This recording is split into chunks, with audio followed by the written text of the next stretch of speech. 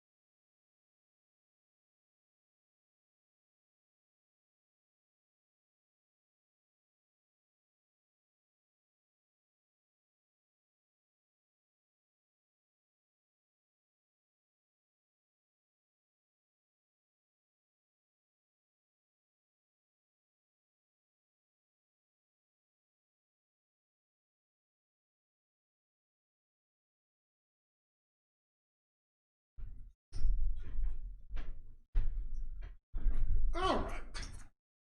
Sorry about that. And make a couple of changes. Everybody hang tight. We're working on it here. Silence my phone so I don't have that going off. All right. So how is everybody tonight? Sorry, it's a little hectic here today. Okay. So can everybody hear me? Everybody can see me now? Hopefully. Are we all good?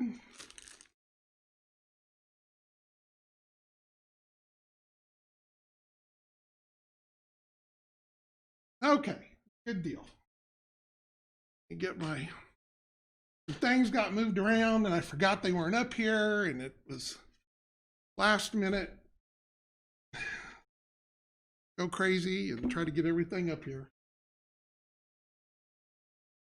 There's my stuff ready here.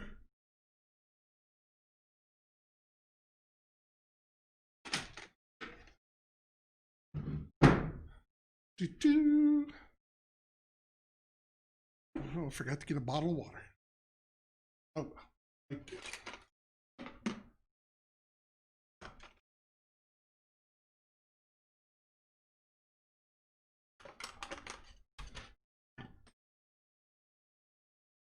We always make do. So how is everybody tonight?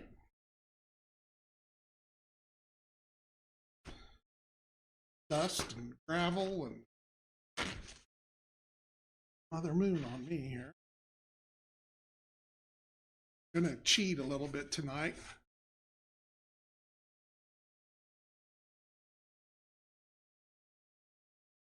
And make a temporary wet palette. Paint keeps drying out on me.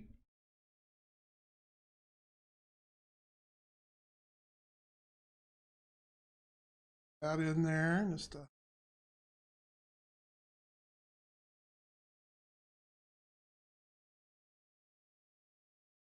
put that.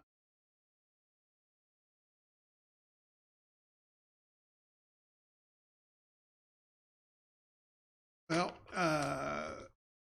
make sure that you get me a link so that I can link to it on their pages. What's out there. Infantry is coming along. That's what we're going to start on tonight. I actually got almost done with them. Work on them a little bit longer. And we are going to start mounting them. We're going to talk about how I do it. You can or can't do it that way. It's whatever floats your boat. The 10mm. I'm sure that there's people out there that would paint them much better than me, but I'm just kind of have a scheme that I use on these guys and change up base color from red to green or whatever if I need. They're not. I just red always shows up good on the board, so I use red for my base, but I've got green ones and yellow ones and blue ones. I just happen to do these as red. So I guess since they are generic, we could say that they're rocky. Yeah, it's just, I mean, it's just, I use them for every faction, and so it's just as easy to paint them all one way. And I think I've got them pretty much done. I've got just a couple little more things to finish up.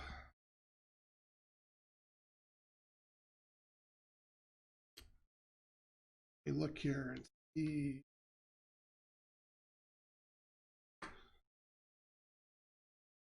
All right, so let's see. So I think all I had left was a little bit of touch up on some of these. So let's go through and actually I need to put little faces on my officers and NCOs because they don't have a cover on their mask. You can actually see their face. So we're going to put a little flesh color in there. Kind of went for kind of a not pale, but not dark either. Does everybody hear me better tonight as my head's moving around? Because I moved the mic thinking that this would be in a better spot. So hopefully when I tilt my head down, you'll still be able to hear me tonight.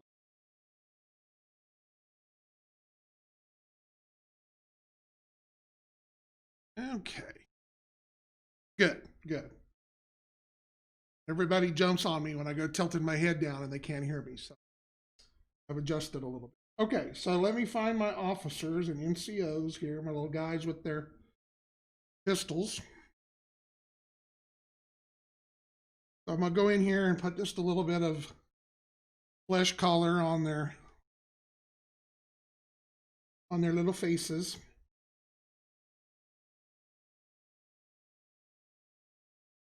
Maybe if I can quit shaking.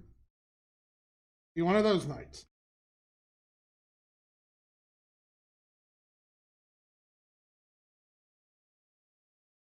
Now, what I do to paint my guys too is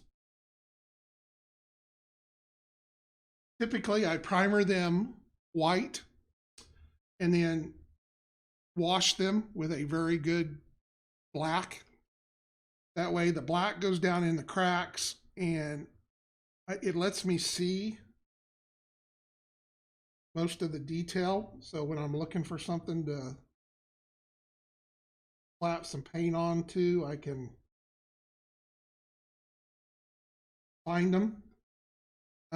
You know, and if you go out of the crack a little bit, don't worry about it. That's the reason I go back in and I touch them up when they're, because like I said, I go through these. Some days when got a little shake going on, it doesn't always go on as well as I want it to.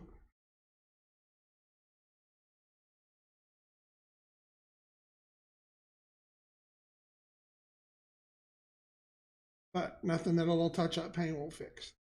But you know, I mean, you can actually make out the faces on these guys. I mean, you see the little indentions for their eyes and their nose, so they are. When we built these, we optimized them for painting. So if you look at them real close on the monitor, you'll see like the hands are little cone-looking shapes and stuff like that. But when they go to paint, it's just so much easier to paint. this way. Because like I said, you're not trying to pick out fingers. You're not. Well, we're gonna put them on 30 millimeter bases, like these. I'm using some flat, some cutout ones, because a lot of my infantry is mounted on the older Reaper miniature bases, which were flatter than the black ones. So to make them all kind of look the same, I've got some MDF ones.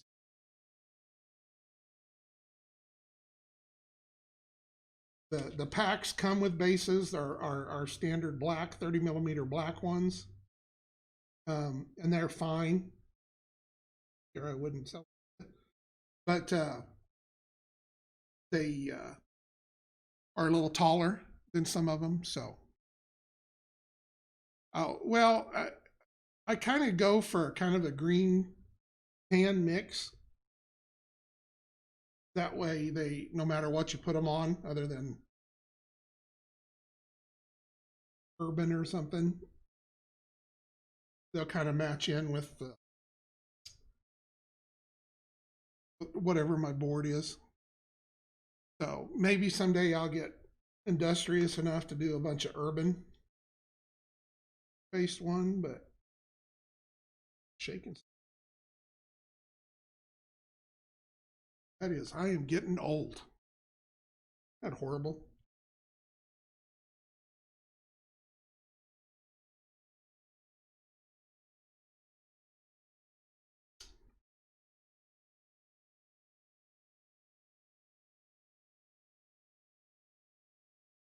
James trick that he was talking about.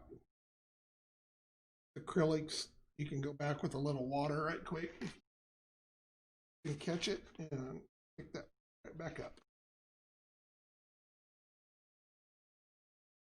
A little too crazy. Try to save it right then.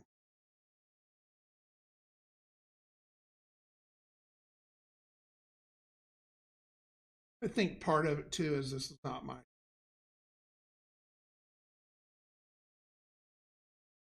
typical way to paint. Different setup for actually work.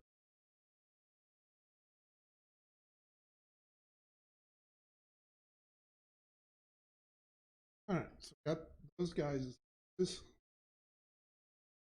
All right, now these guys here, instead of the red stripe on the top, I put a yellow stripe. The only reason that I did that is these are going to be my officers for some of my bases in case I've got a scenario that I need to have a dedicated officer stand. So I need to, that's why you see the,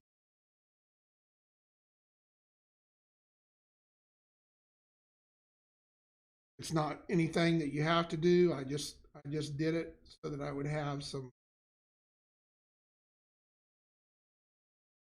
if it came up for a particular scenario.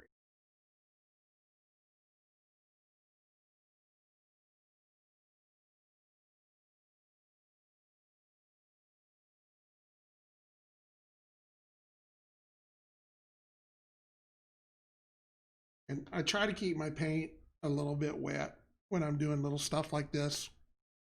So, well, you can have, you know, you get, if you put them in there, you get extra command points. But there might be like I said, a scenario that calls for a particular, you know, you're trying to rescue an officer, you got to get the officer off the board, or, you know, it's more of a objective standpoint thing.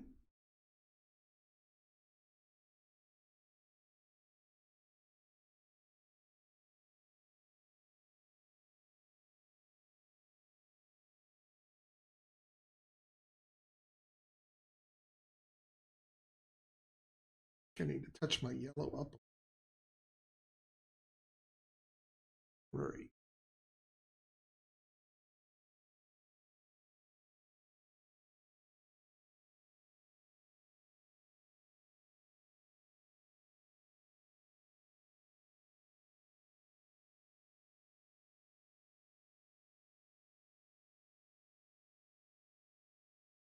So we're going to try to fix that. I think that's all the officers and the NCOs are done. Okay, so let's go back here with my yellow a little bit. I'm going to touch their helmets up a little bit. I also use yellow for the face mask. I just did. You can make them whatever you want. I just thought it would contrast enough with the gray and stuff like that. So must have hurry on me. So touch their helmets up a little bit so they're not so jagged looking.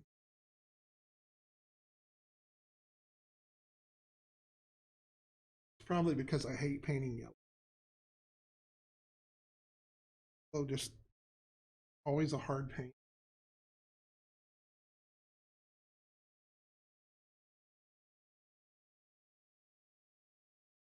Get to sit very well.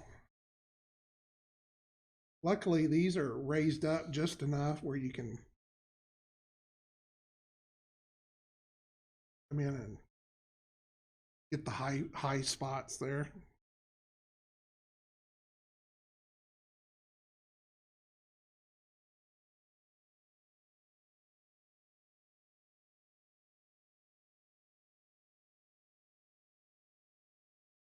I'm gonna say it was probably because I got tired of painting.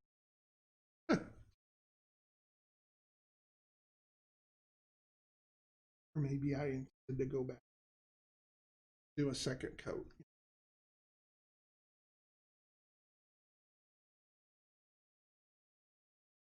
Watson.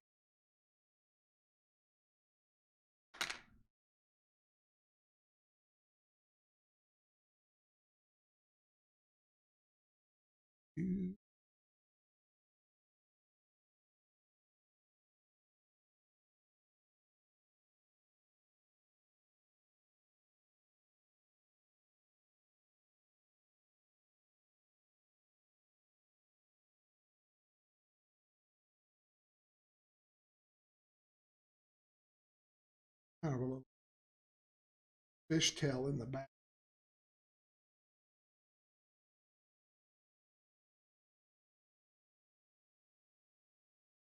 A little wider, but it's raised up too, so you can really see it.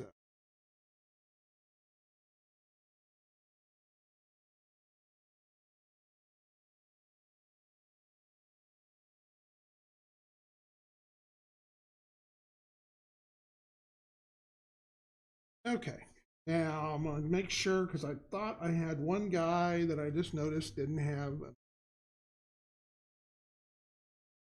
that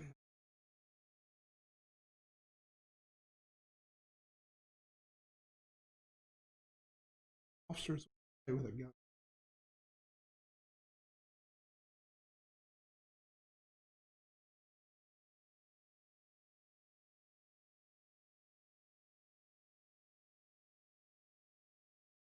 Well, figure it out at some point.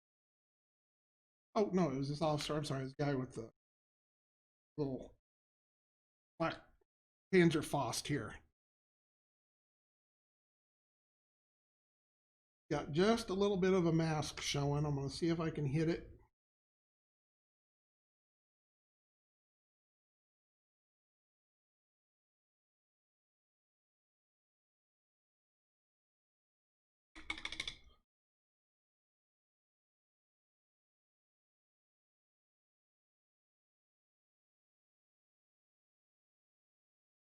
Okay, now since I went with red too, I'm going to paint the little ends of the Panzerfaust. Now I went. Oh, I still got to paint those.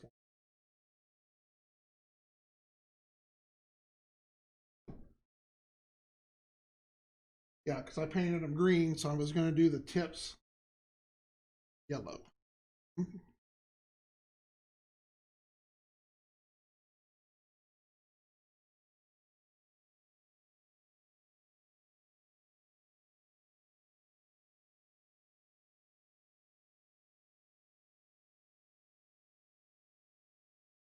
But like I said, I just kind of, on these, I was going to go with the like yellow and green. So, you know, kind of like you see the U.S. Army use with their, usually they're all OD green and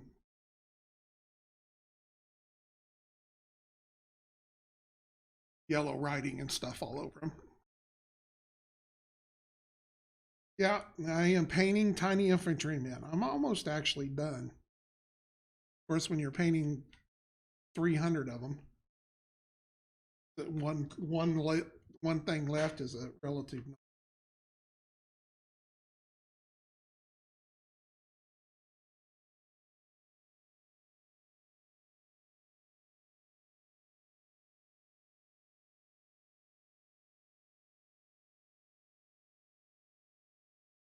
Plus, I got the shakes a little bit tonight, so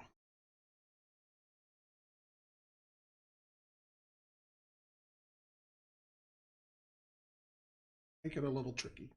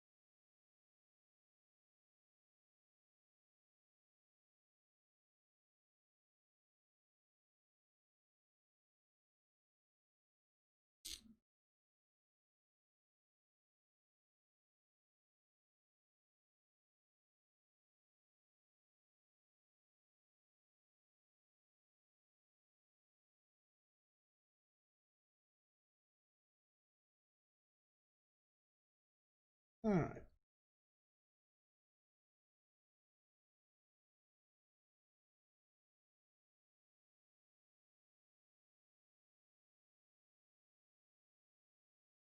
Okay.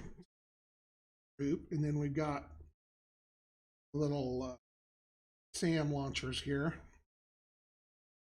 Do the little ends on these.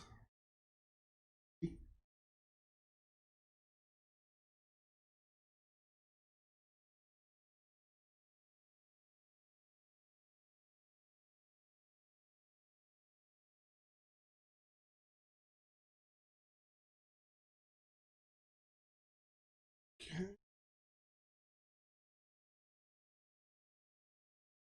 And then yeah, we got our little mortar guys here.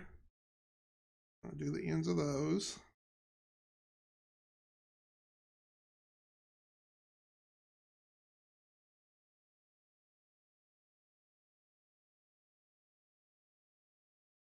Much easier to get to.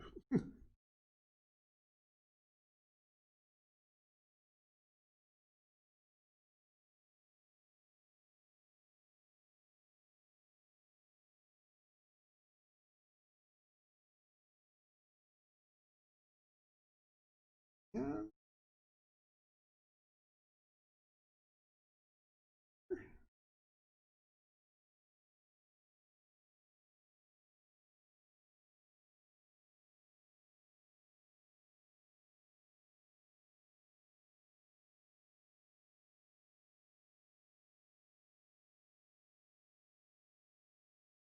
Okay. What else?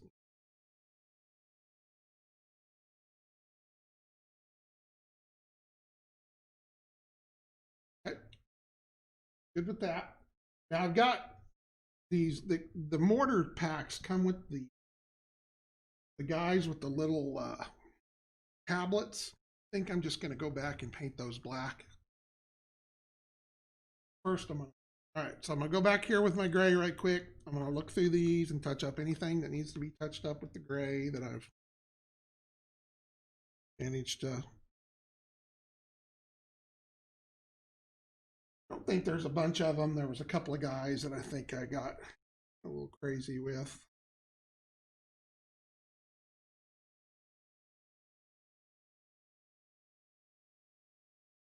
Get on them.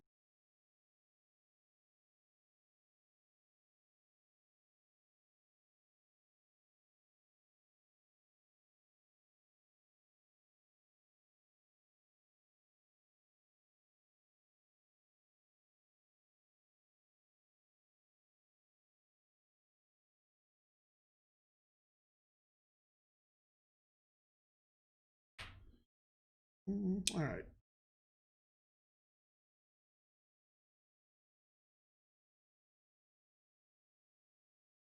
Black's our last color.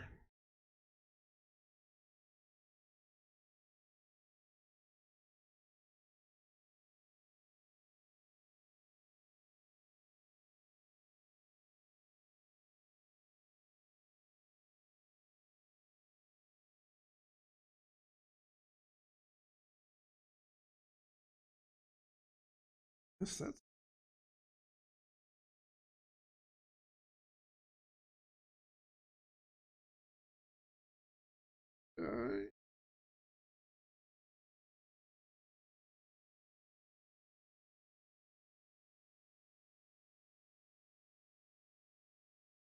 all my rifle, laser guys, anything like that. I did all those in silver.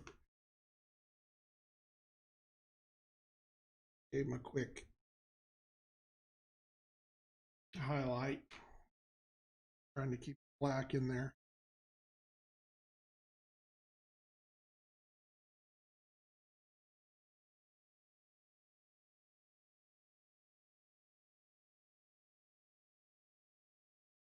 Miss that guy. That's why I like to check them.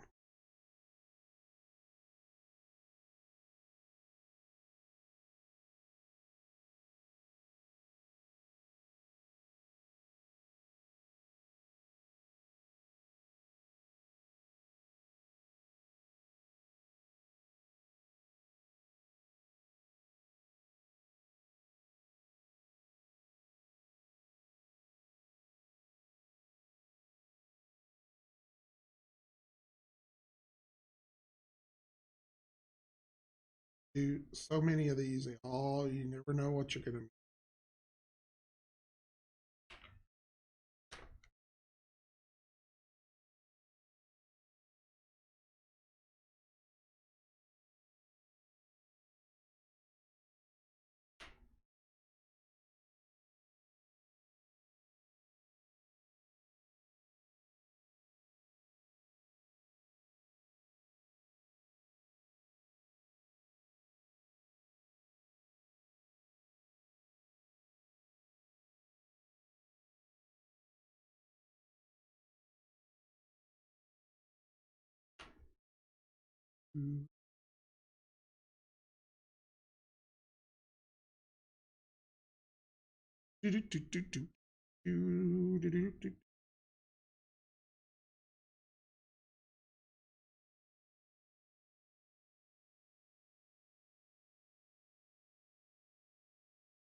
Yeah, pretty much. Just because they're basically uh, they call them mortars, but they're really more like a guided missile launcher. So that it's self tracking. So other than getting in close assault, um, mortars are going to be your one of your better anti-cav weapons.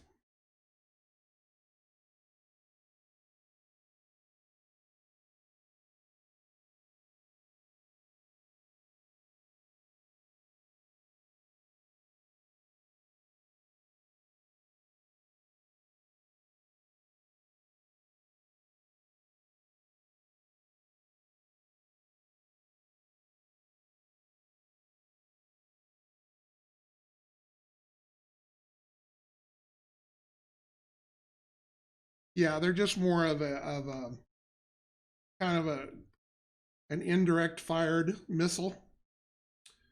So it requires you to get a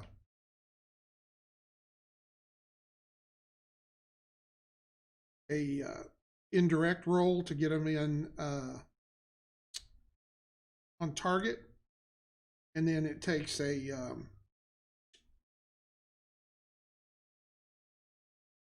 normal combat roll. to do damage.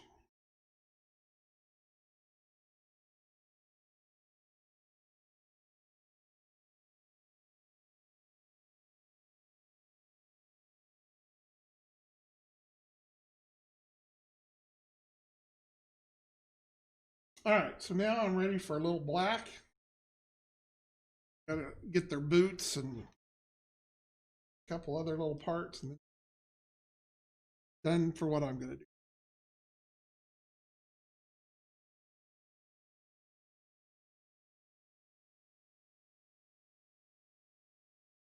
Paint their little booties.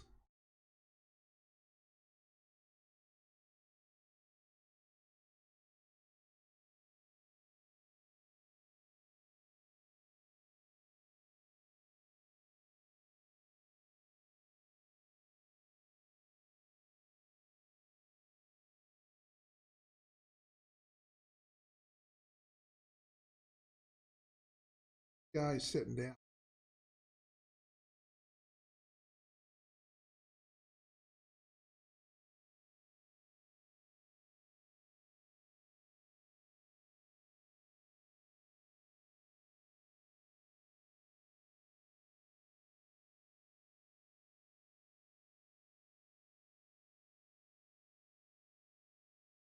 Kind of the harder one. All right, now the other thing I do need to do is on my mortars. Need to put a little in here right between the legs. Painted them. I just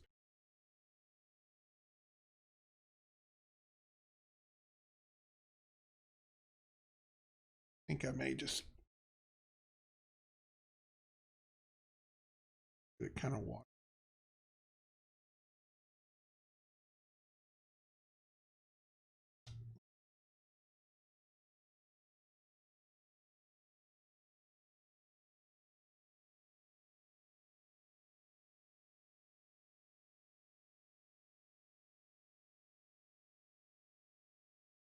Kind of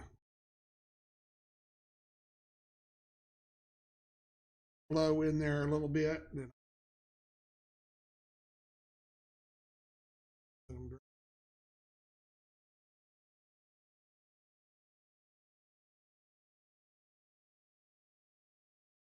try to reach in on that.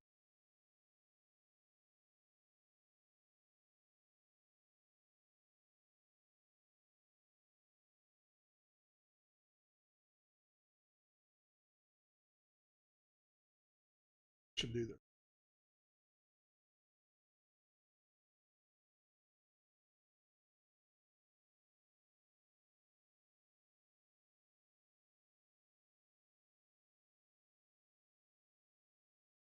A lot of these.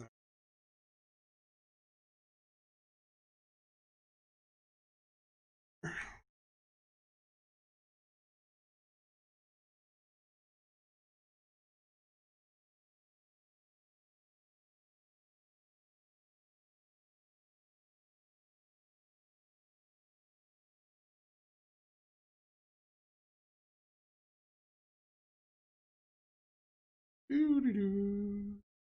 Doo doo.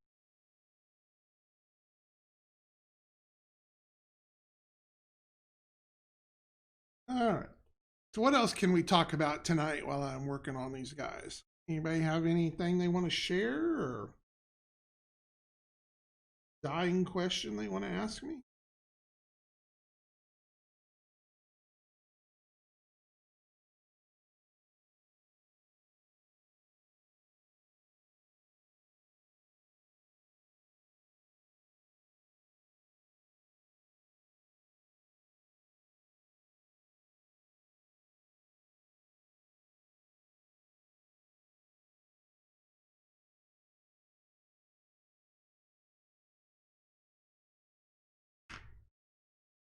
All right. You guys are already done it.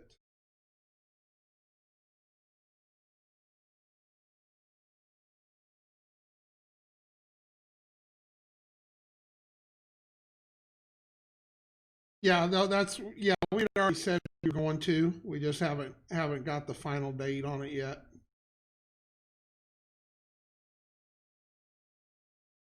I doubt that we'll do it the same weekend.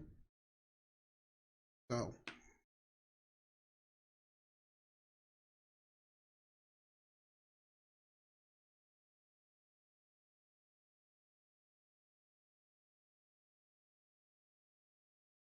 we haven't made an official uh, announcement on it yet because we're still we're trying to figure out exactly what we want to do this time. We want to have a lot more varied content, get some other people involved. Um,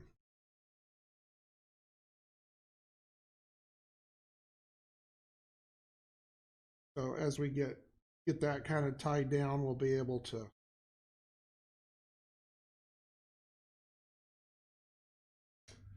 any estimate on when monthly will start.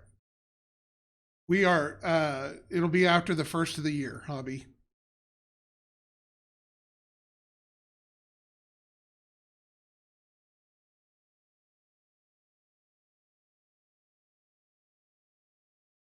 We are still waiting for them to deliver our machine, and then we have to go through a training course on it, and kind of figure out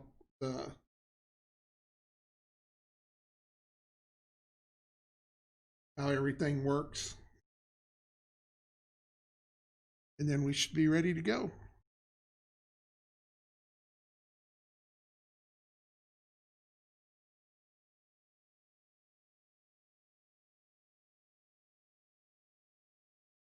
I know that yeah, if it starts smoking.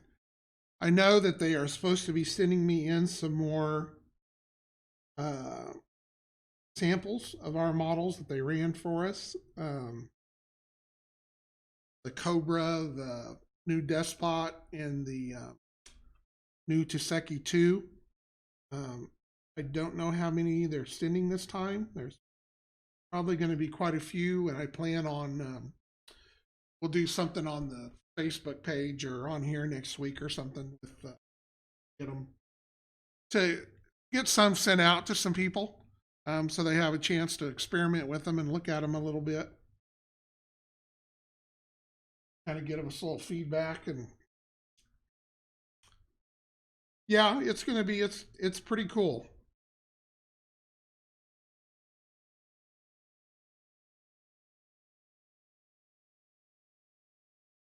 If you want to, if you get a chance, over on Reaper's Twitch tonight, on their Clever Crow,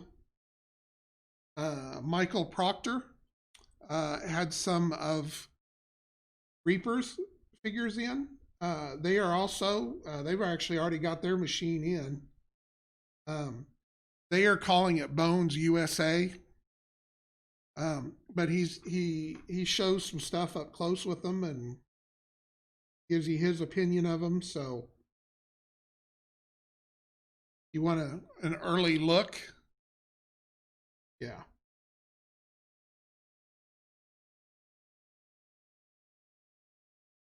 I'm not sure what we are going to call ours yet. I know that the plastic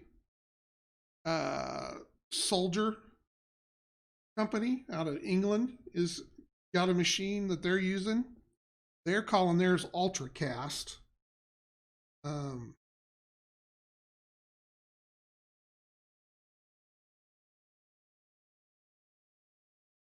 Battle Group got one in. I forget what they're calling theirs.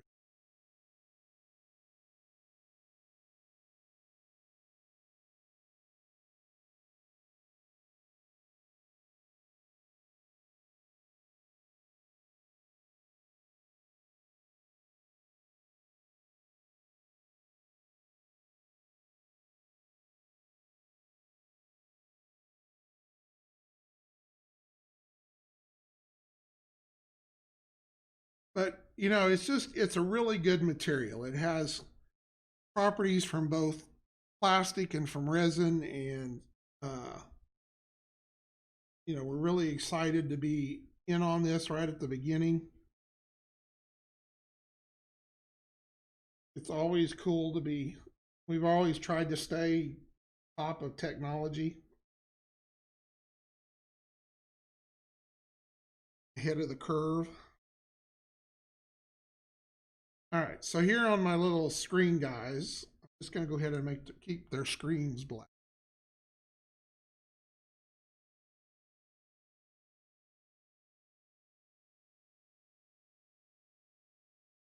I really don't know what other color to really. I guess you could try to put a little green on it to make them look like you can see the writing on it, or up to you, what you like.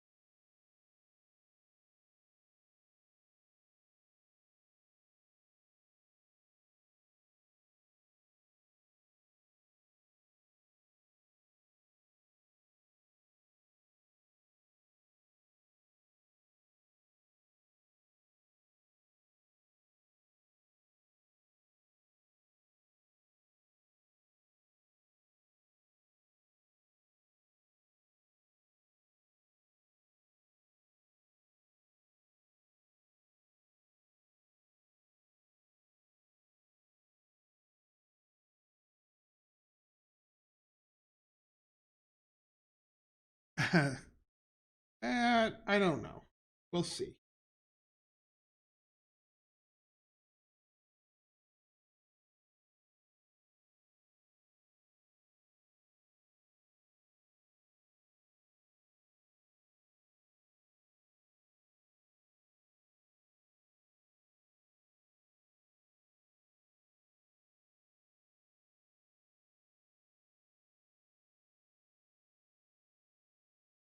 I'm not really hip on Ishi names like that. I don't.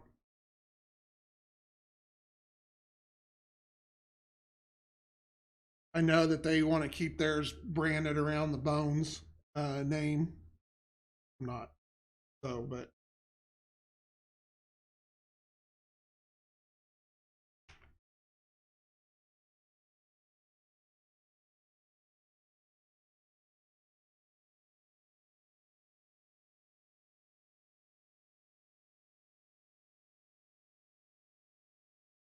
whoever floats their boat. Not really.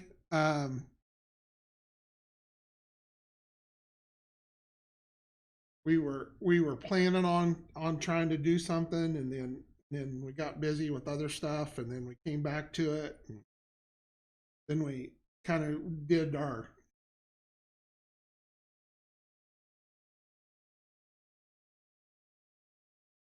Kickstarter 3. We used a little different mix up there, and we'll come up with something. I want ours to be more sci-fi, more techy.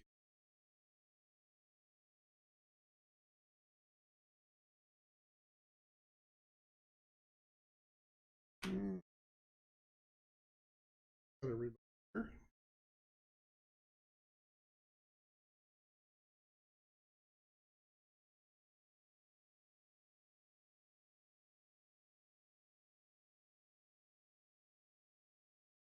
the official terminology that the company uses is it's called thermoplast.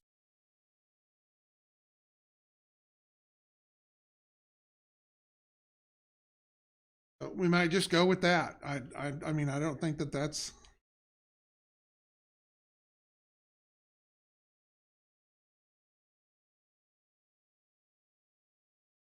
Yes, I'm not as overly worried about um, the name of what, you know, once we can start using it for everything, then everybody will just the stuff that we use.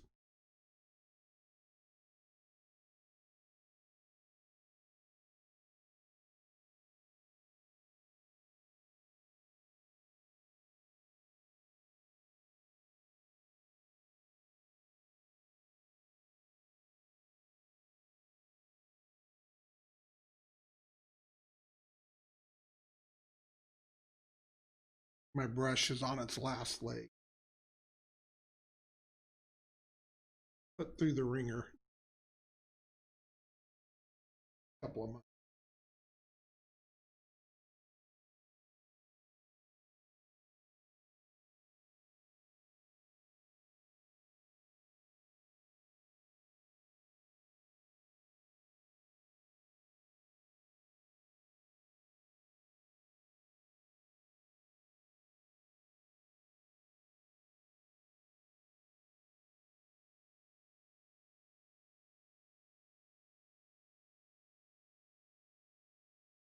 Naturally, I need just a little more black.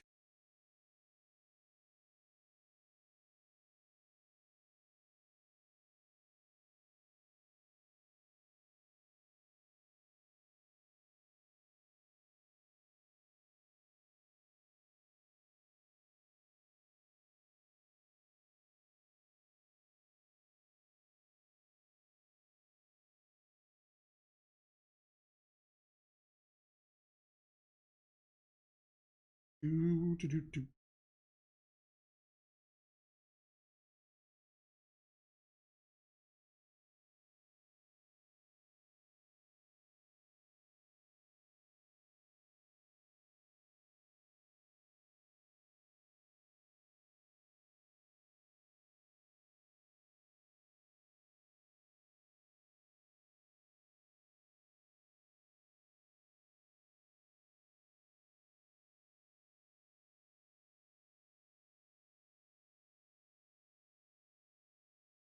Always that one spot you always miss.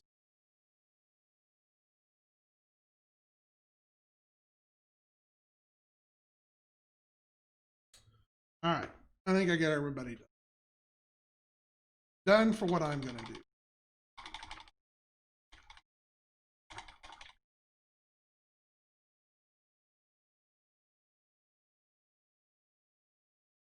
All right, so now we're ready to start basing them. So what I normally do is I get a couple of my bases out here. So I've got some guys. So here's like my NCO. And then I've got rifle guy and a submachine gun guy and another rifle guy. So the first thing I'm going to do, I want to make a rifle base. So I'm going to use my officer NCO.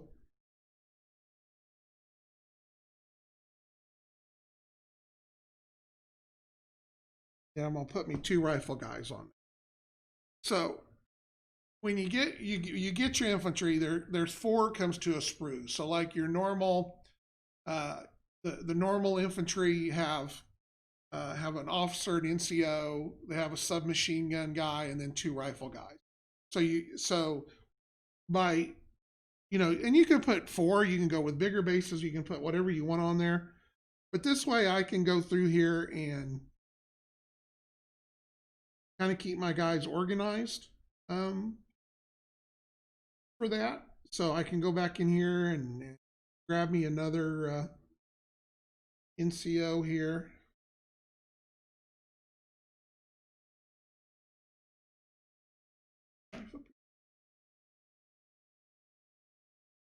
Okay, so naturally I've got to glue these off. Let's get a big Sometimes they pop right off, sometimes you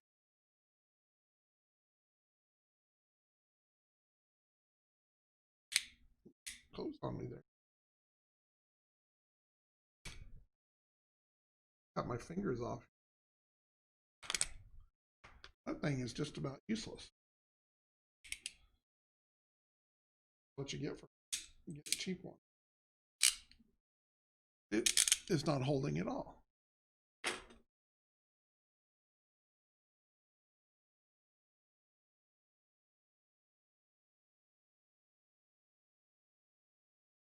But you know, if I didn't want it to hold good, I wouldn't even be able to get it off. Okay, so we're gonna put our guy there. All right, so we have the one submachine gun guy, so let's put a submachine gun on there. So what I try to do is I try to keep my bases organized by their weaponry. So I'm gonna get another submachine gun guy, like so. So then I've got, go back over here and get another NCO.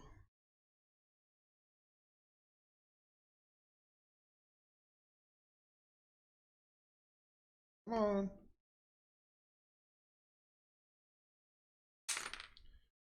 Goes the weasel. Okay, so I'm gonna put another one on there, another NCO. Now the heavy weapons pack comes with a laser guy, which is the guy with the gun up in the air. It comes with the Panzerfaust guys, like so. It comes with the SAM guys, and then it's got the heavy weapon pack here, or the machine gunner. So again, like I said, I'm going to go through here. I'm going to grab me a couple of laser guys.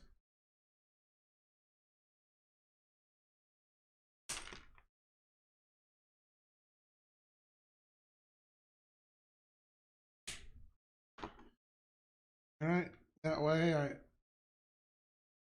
I've got me a laser stand. But this is the way I set mine up. So that way I don't mix the different stuff other than the officers and everything like that. And then so for like my machine gunner guys here. Now these I typically just put one of him on here. You know, because to me they'd kind of be standing off to themselves. You could put an NCO guy on there if you wanted to have an extra guy. I normally just put one guy on for that. Now for like my Panzerfaust and my SAM guys, I go ahead and I'll put two of those. So get our SAM launchers here.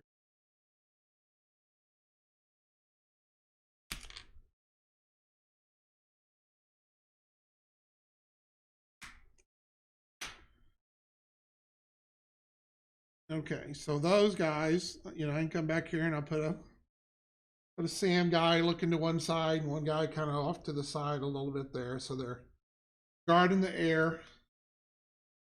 Give me another NCO here.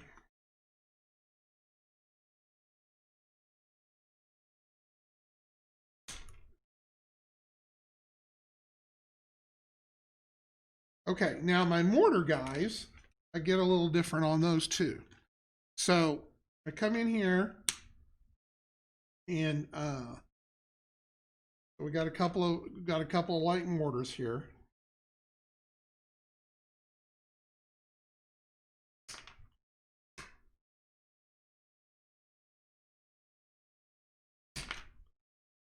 So I typically put two of them on here.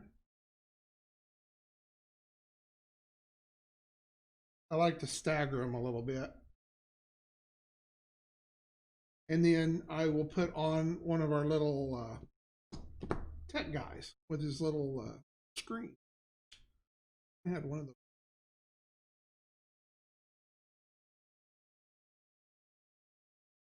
Oh, there he is. Okay, so here, and I kind of put him in the back a little bit, like so. That way he's reading information to the little mortar guys. So that's how I put my guys together. So I'm gonna go ahead. I'm gonna put a little drop of glue on these guys to get them, and then I'm gonna show you how I finish their bases. So let's go ahead and we'll go over here and get our laser guys. There we go. Oh, hey there, glue.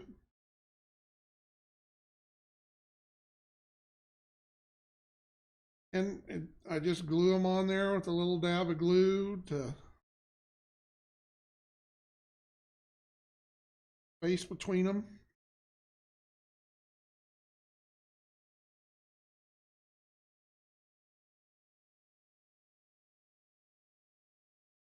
So come back here and do our submachine gun guys.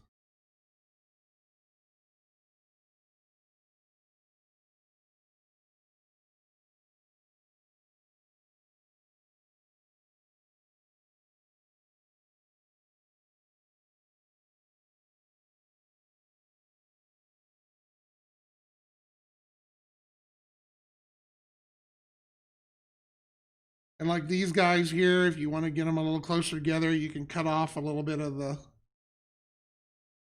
sides of the rounds if you want to. Get them a little more angular base. So you can get them closer to the side if you want.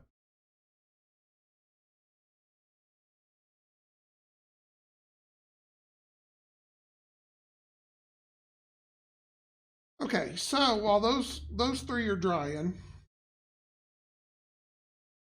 going to show you how I do my basing material. So what I try to do is I pick out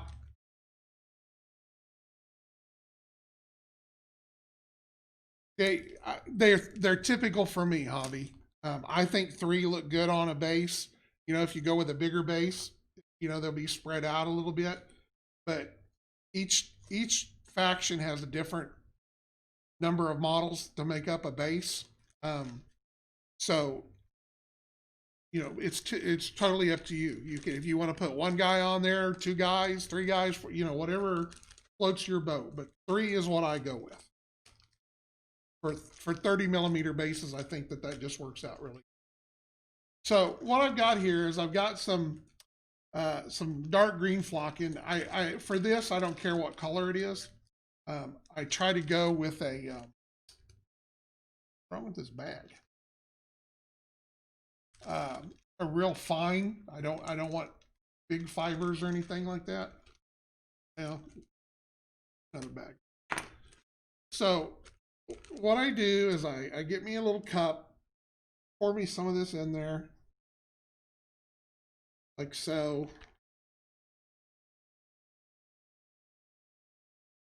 I'm not a big dark color unless I've got something I need to do with it. So, but I take that and then I mix, got some Elmer's glue or PVA glue here. So we're going to go in there with that.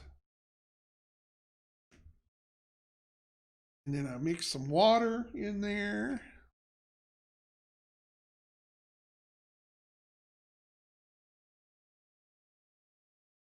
So, and basically what I'm trying to do is I'm kind of making a paste out of it.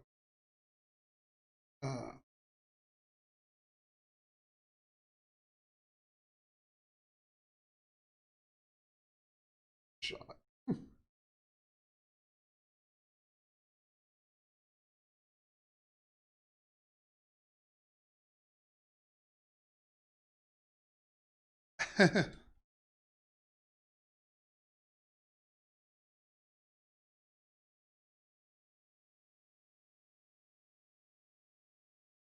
All right. So like I said, I'm trying to make a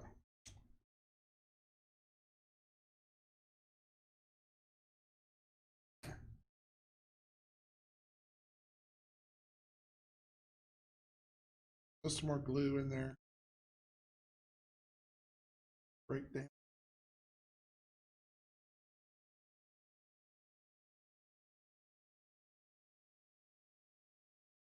Hello.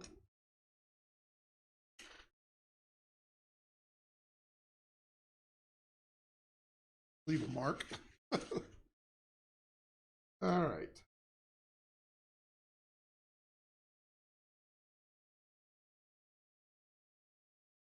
Popping out on.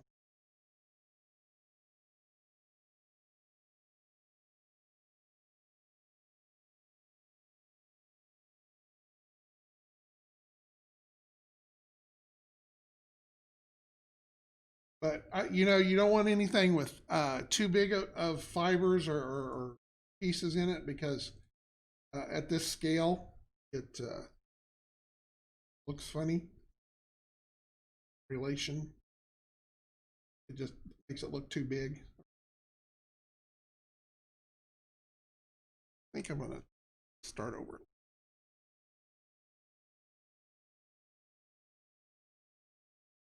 One more grass material. Water. Okay, go with that. Then we're gonna pour just a little bit of this.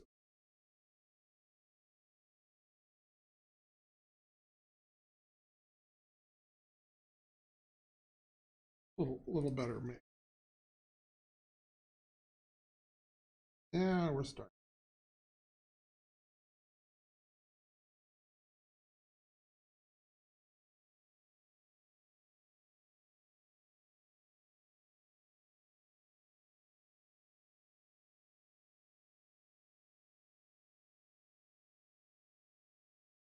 You want it just wet enough that you can actually move it around.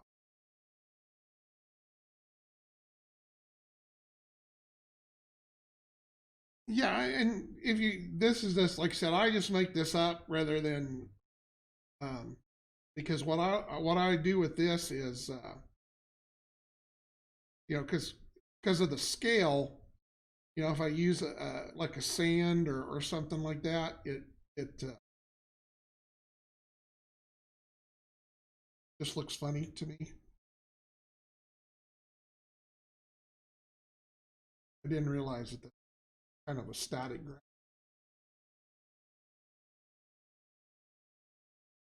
but I think it'll work. Um, so then what I do is, and you can texture them. That's just the way I get a kind of a junk brush, and so I go here with my guy that's glued together here.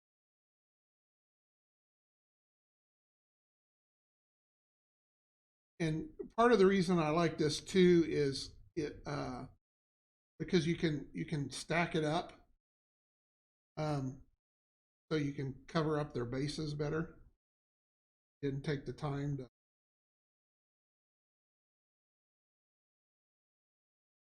So, I mean, you could come in here and spackle it. You can do whatever you want. But I push that all around their feet. The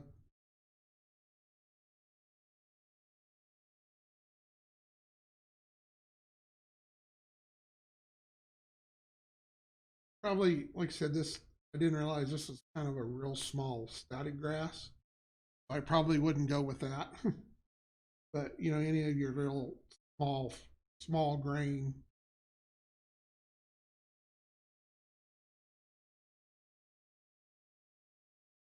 I think this will work.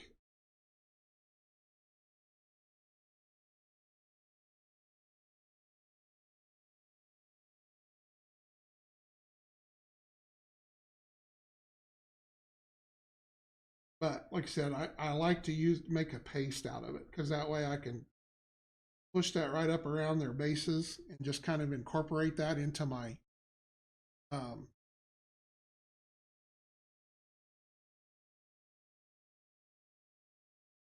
without having to worry about cutting them off or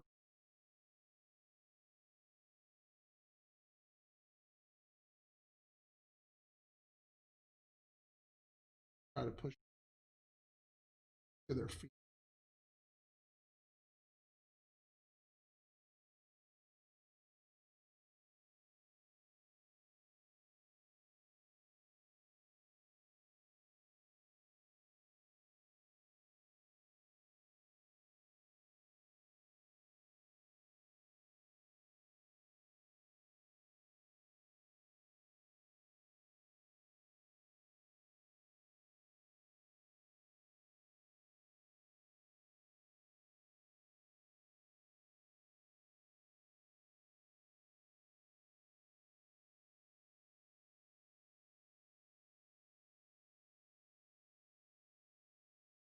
usually have this stuff all mixed up and keep it in a big jar, but I couldn't find it. I've set something else somewhere else and lost it again.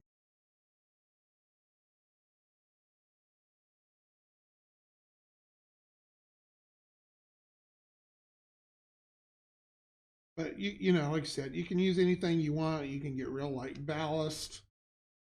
You know, I just think you need to keep it small, grain wise, so that it doesn't look funny with where it looks like standing in X full of boulders.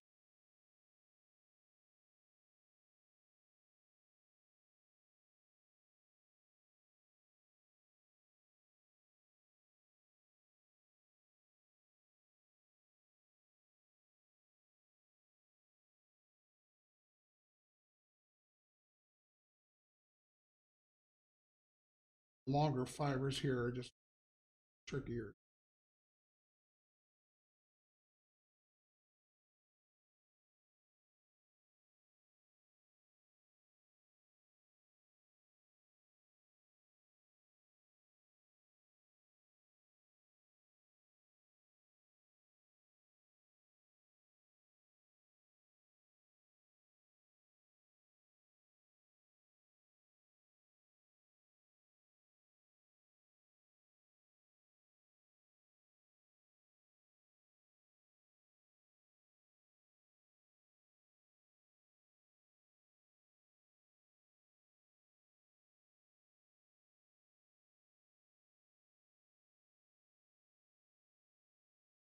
You don't have to be perfect to push it in there as close as I can get it and get it on the edges.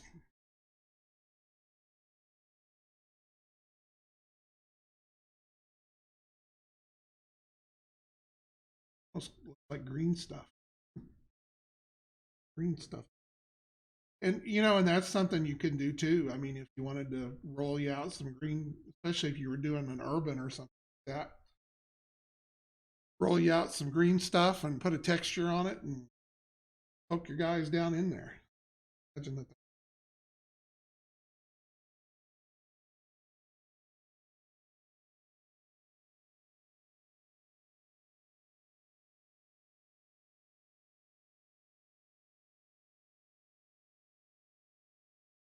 Okay, so I've got that kind of worked in around their bases. Um,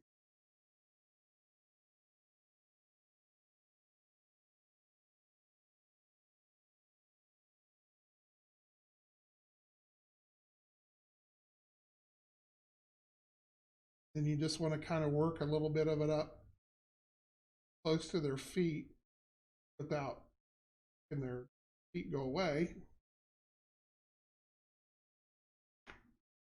But you can kind of push it in a little bit with my brush.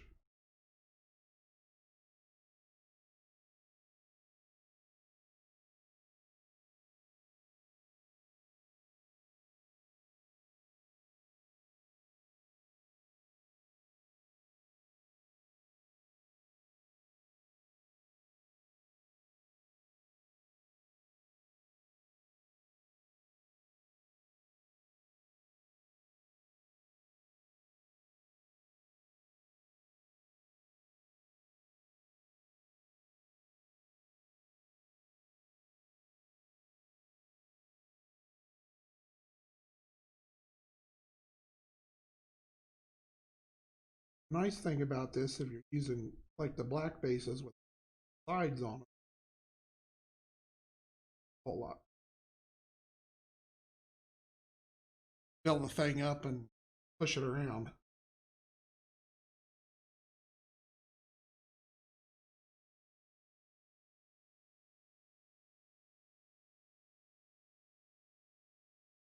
Okay, so there now I've got my basic texture there. Now I'll let that dry overnight.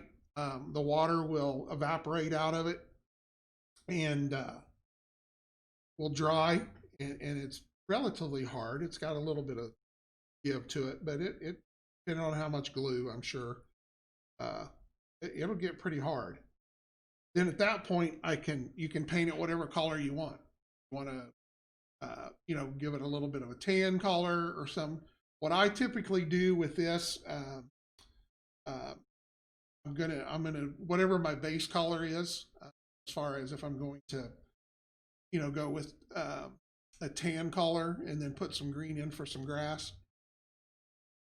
I'll paint that a light tan color, do a quick wash on it and a quick dry brush to bring out and because of the roughness of the little fibers or the little pieces, get a very good pattern that's very easy to use on a wash, or it's got a lot of grain to it. So and then I can come back and I can put a little use my static grass applicator, and if I want to put just a little bit of green grass around it, this is a little darker green than I would normally go with, but or you can just put a couple of tufts on it. Looks good too. But if you wanted to do a Martian, you can put down a base of a kind of a ruddy brown. Come up from there. So it's it's green right now, but I can go back once it's dry. I can paint it any color I want. Thing about it doesn't always look the greatest right now.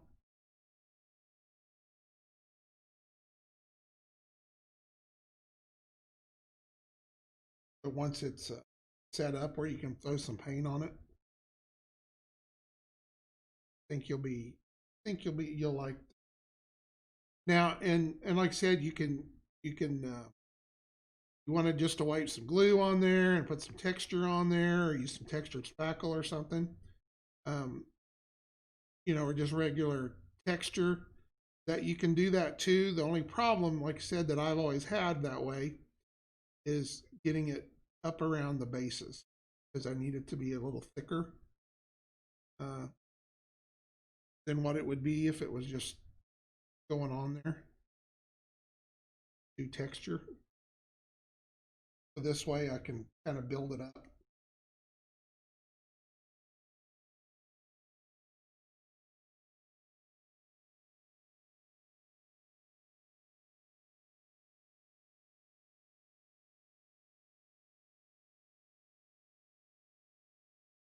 Then once I've got my colors painted in there and got it all the way I want to, I'll spray it with a little matte coat to seal it up.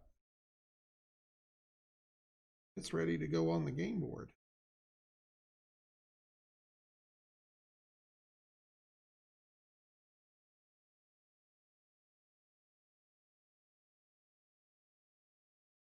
If you want to pre-mix a bunch of this, if you get a mix that you like, you can.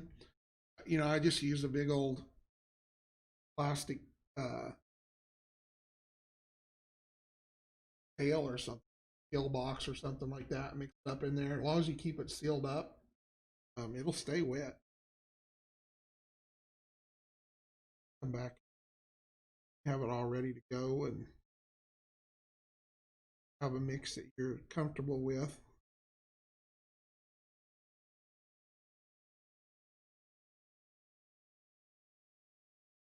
Like I said, this would not be my first. This has got a little too much fiber to it. It's working. Not what I would. That's my or not shelf.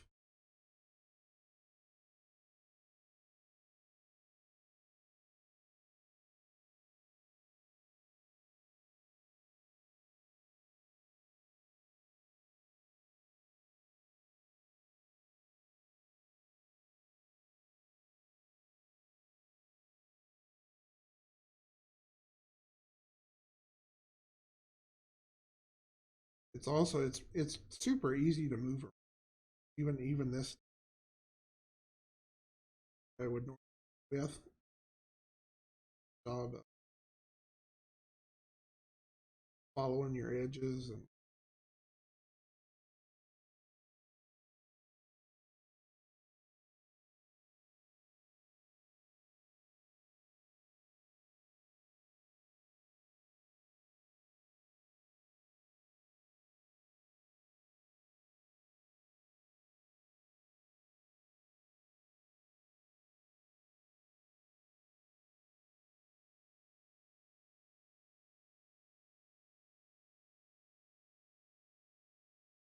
use the brush to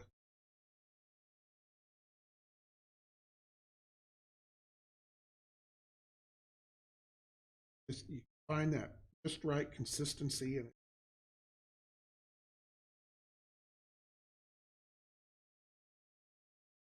and you can, if you want a little higher spot, you can. If you want to put a couple of little boulders in it while it's wet, you can.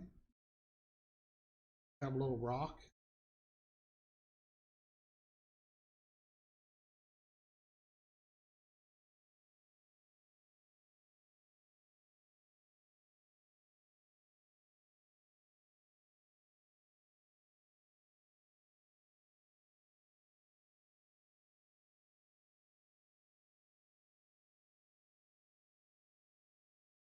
There.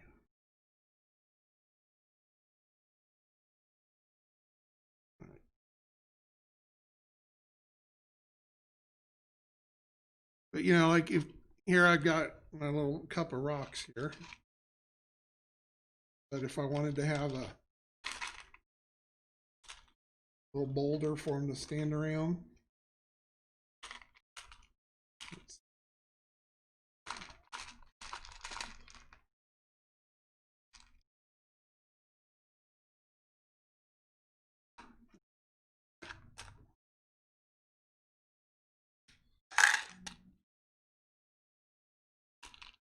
you know, they've got little model stumps, all kinds of little things that you can put in there. Just while it's wet, they're in there, not in there. That way it'll, once that all sets up and dries, it'll all be part of that. And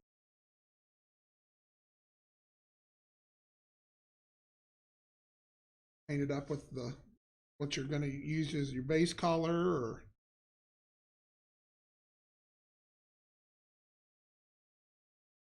and paint it gray if you want to keep it older like a rock.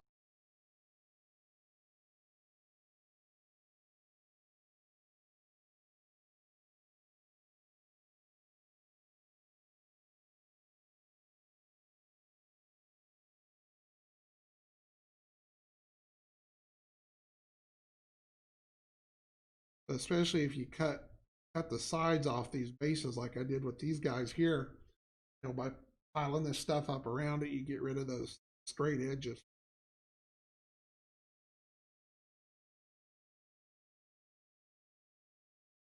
Yeah.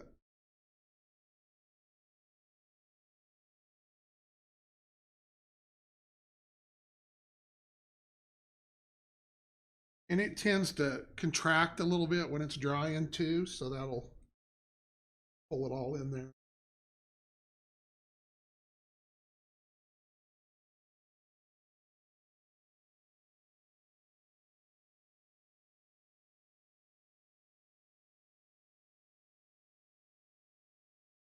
I'll try to put up a picture or two tomorrow after it dries. I'll put some,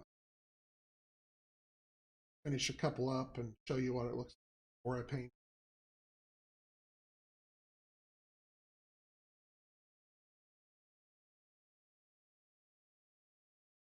And this is like everything else in this hobby. There is 20 ways to skin this cat. So this isn't your cup of tea. Don't worry about it. You're not going to hurt my feelings.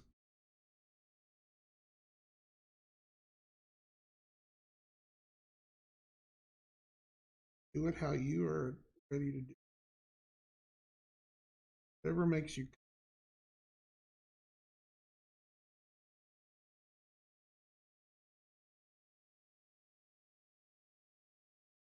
And it doesn't have to be edgy. Edge is showing when you go, once it's all painted up, you'll just see it now.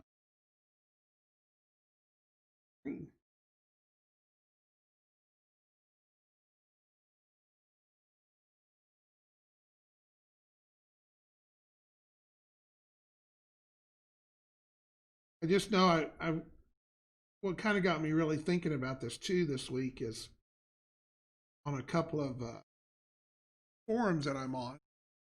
Uh, I see they show, oh, here's my guy's based, and they've put so much grass and turf around it. The guys are just buried, and this scale, you just can't use that bigger stuff. It just, to me, looks silly. I guess if you're trying to camo your guys up, you successfully done it, because I can't see your guys. I saw a bunch of these is World War II stuff and 15 millimeter and stuff like that. And literally, I mean, they had, like I said, the squad of guys, and you couldn't even see the guys because they were, there's so much crap so deep around them.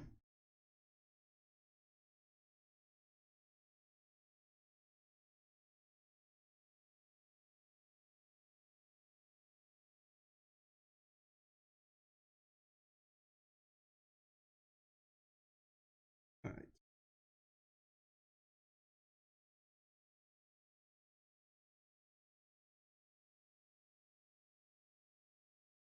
And the nice thing, if you get a little glue and stuff up around their feet, don't worry about it. This all dry clear.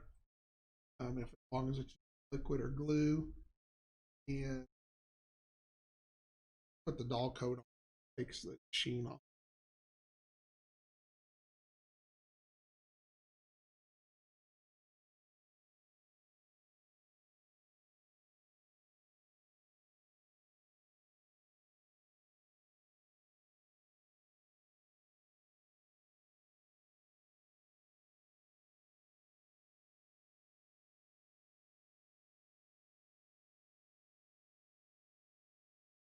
All right.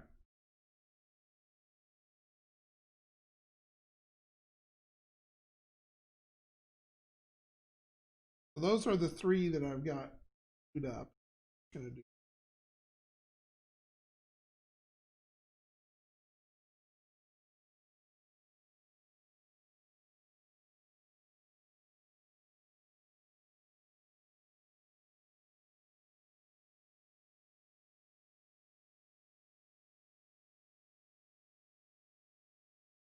But you can already see it as the glue is already evaporating now. Just gives you a nice texture to.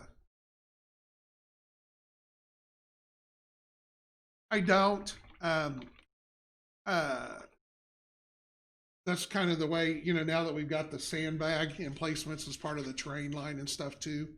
Um, it would look funny to me, if you've got an infantry with sandbags and you're using it on your city map. I mean, I guess it would be great that they get to take their sandbags with them for cover, but I think it just kind of looks fun to me.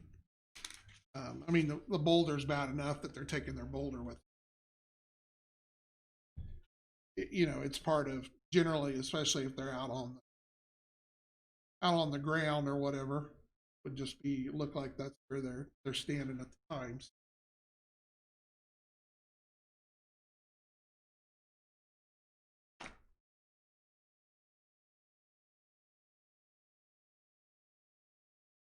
It could be. It's nanotechnology. Wherever you go, you throw it your nano grenade down on the ground, and voila. Okay, so that's where we're at for those for tonight. I'm gonna let those dry. I'll paint some up tomorrow or the next day, put them up on Facebook, and then or worst case is I'll have them for show next week to show off. As you can tell, I've got a whole lot of infantry here, so I've got a lot of stands to build. But it should give me a good mix of stands to use. All right, so what I'm gonna go back to working on some of my desert terrain again. Um, I finished putting those all together a week or two ago. I've base coated them with some spray primer or color there. So now I need to go in here and paint my rock up using this dark brown here. La la la la. So brush paint on this first. I'm trying to get this anywhere that I've got rock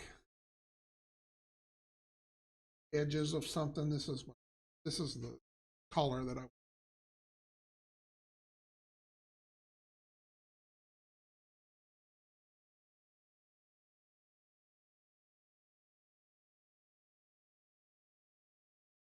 got the heavier gravel, heavier rock and stuff there. That's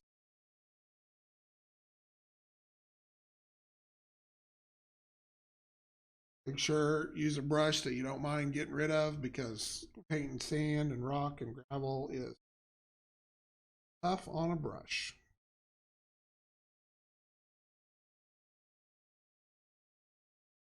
And you don't have to be perfect with it because we're gonna do a wash.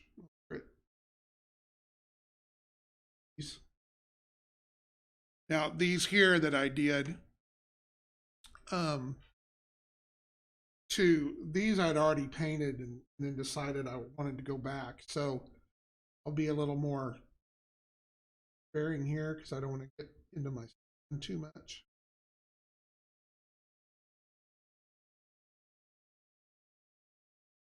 So what I'll work on. But these pieces I hadn't done anything to other than put the sand on. So these are going to just get the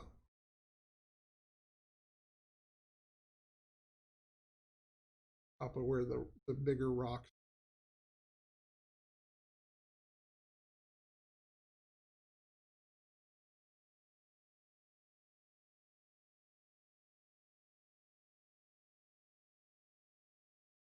Because when I go back and wash these, I'm going to wash the whole piece. Now the ones I've already done the base on, I'm not going to do, but that's mainly because I changed my mind what I was going to do with them.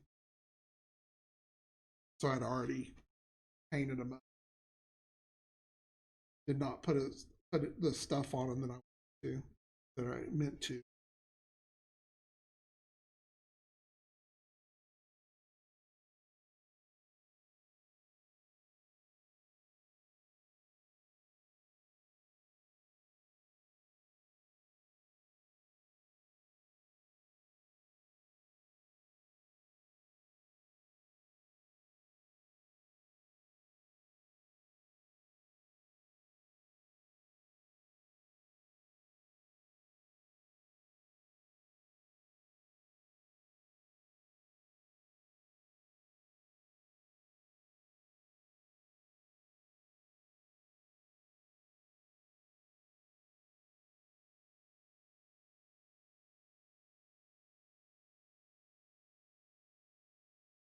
But this is just going to be some scatter terrain. I usually use these here for, like for rough areas.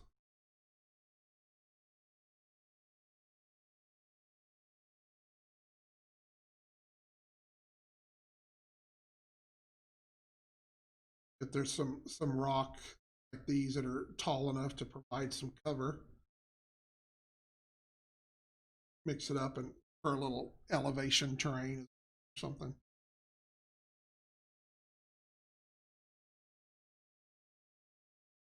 kind of use 3/4 of an inch is kind of my go-to elevation. So, once I get up close to that, I'll,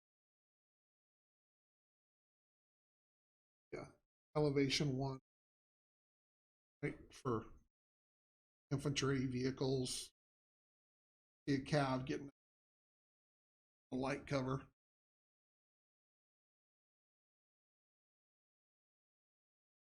You come up in the right direction to it.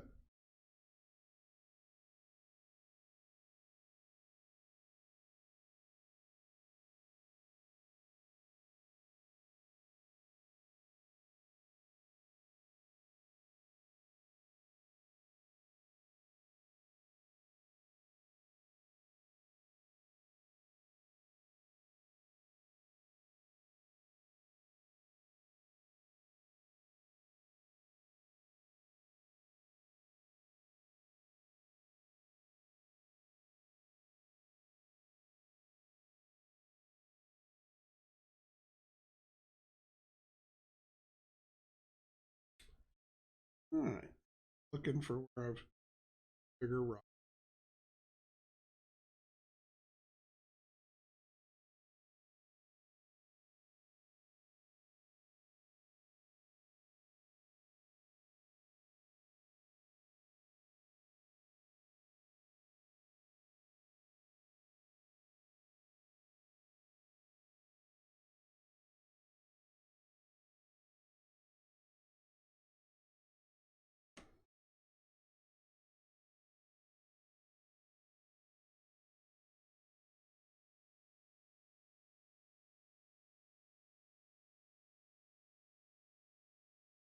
This one got a little weird because I actually put all the rock on before I put the sand on.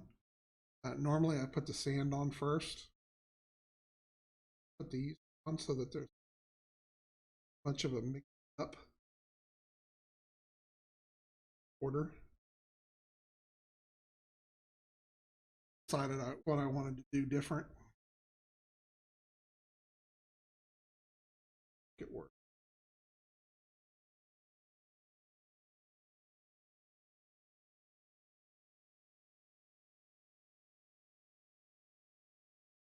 And it gives it kind of I mean the rock it pulls the rock in a lot better.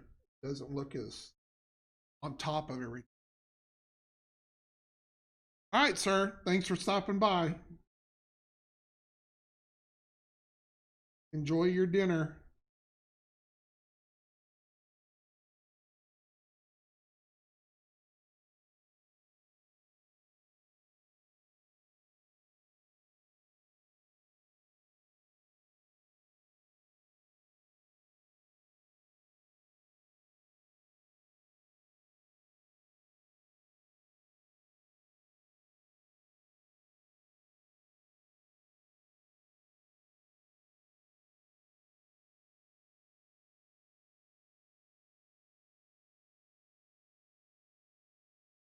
All right, so that gets that kind of that base color down like that. But like I said, on these were already had been sanded and dry brushed and everything, but I put the rock back on top of it. So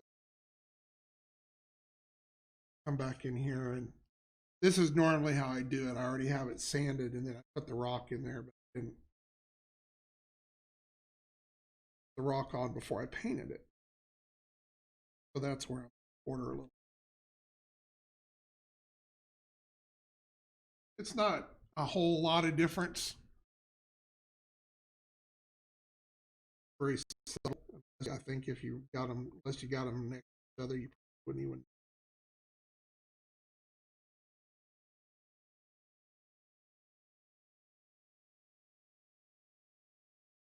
But it is easier to pick out the rock.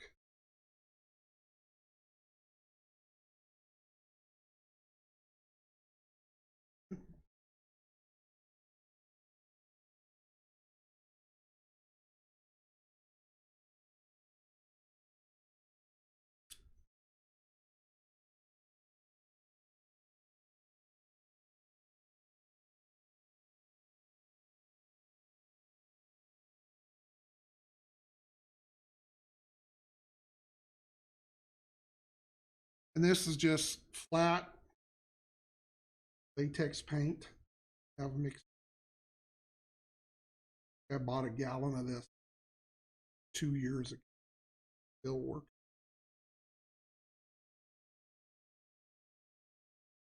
Goes a long way. I usually mix about a cup of water in with them. Thin it out just a little bit.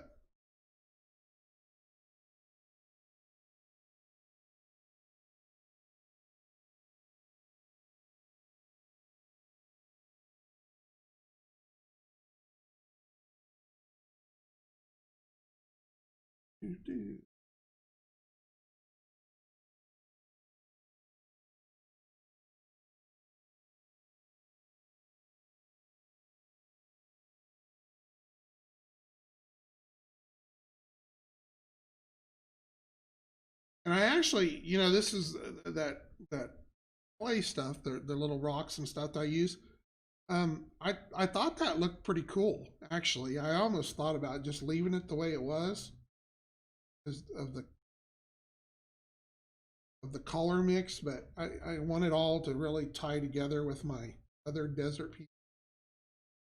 Needed to kind of stay with that, or I would have just left it because I thought that all the little colors and stuff in it really looked. But I'm really not having any grays in my desert, like a normal rock or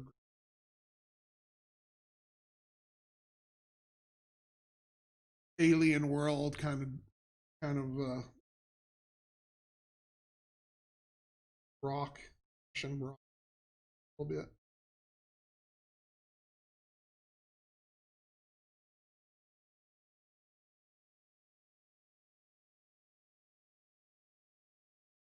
Now with this, when I go back and wash it, I'll just wash the where I'm painting. Go back over this part because the lighter colors on would make it.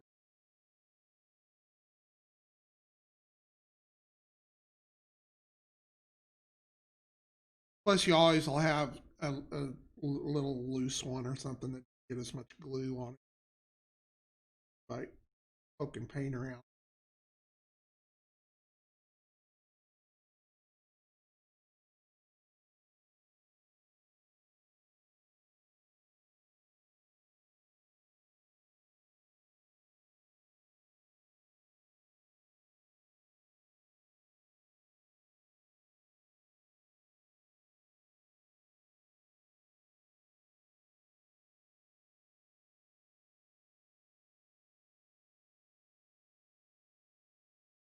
Funny how you paint something and then you get it at a different angle and you go, oh, what that?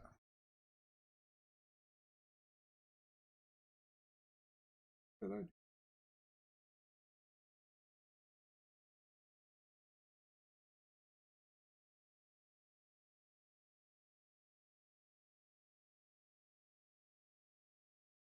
But as you might have been able to tell over the last weeks that I've been doing this, terrain is a never ending thing. Just think that you've got a lot of minutes. You start building your own terrain, oh, just never ending. But I enjoy it. I find building terrain a lot more creative um, than just painting models. To me, the creative side of your army is when you're building it and things like that. Uh, but there's just so many cool things you can terrain, and I'll get to working on something and oh, got these little longhorn skulls or something like that. I can, hide stuff in there and notice it.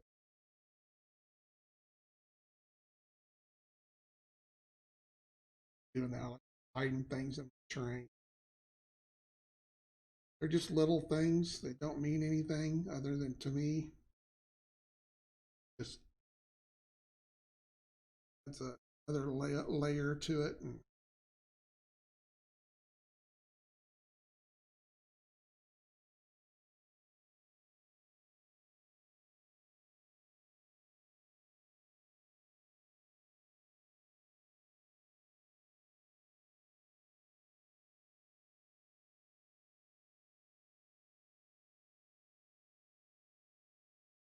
what I'll do, like I said, I'll let these dry, and then I'll put a nice wash on them, and then kind of lighten them back up a little bit.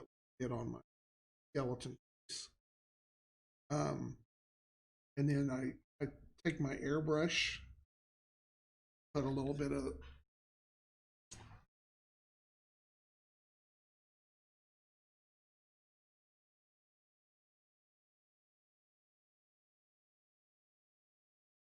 yeah, that's the worst thing about terrain. That's the other bad side of terrain.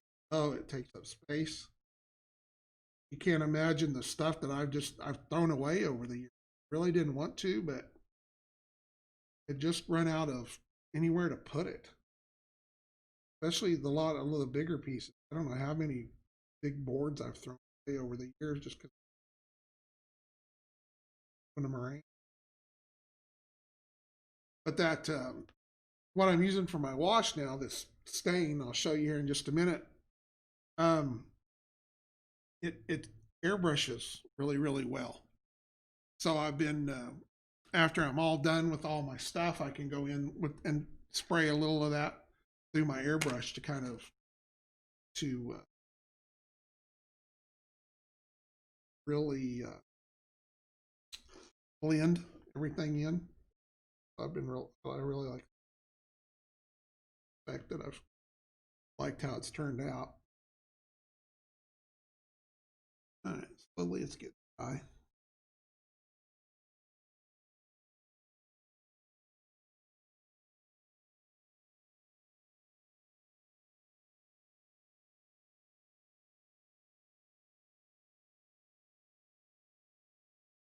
It should be 5 minutes. Put some wash down. After I put the stain on it, dry a lot longer.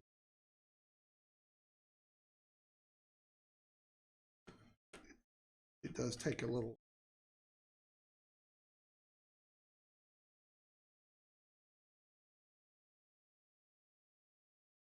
But these I'm going to wash the whole thing.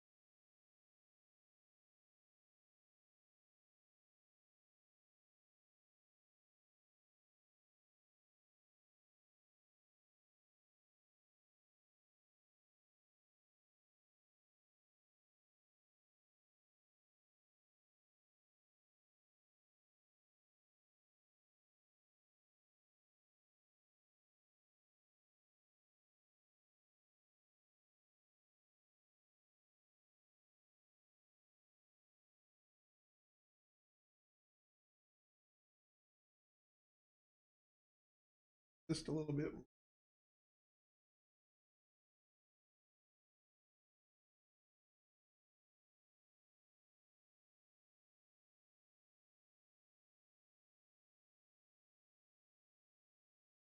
Now this one I mixed a couple of 3D printed bronze. So they're kind of mixed in there. So those I'll go back and do something.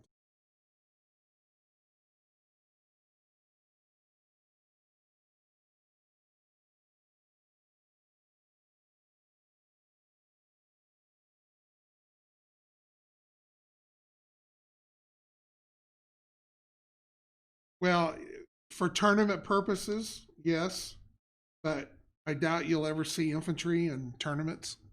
So I wouldn't I wouldn't be as anal about it if you didn't want to.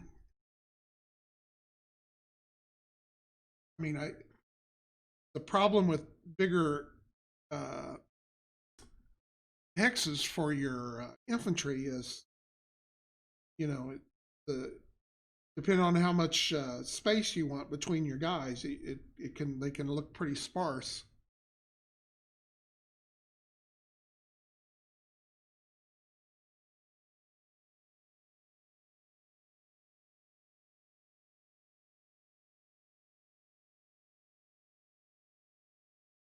Yeah, with just three people on them. So, but I mean, if you want to fill them up and have real infantry, you're good to go.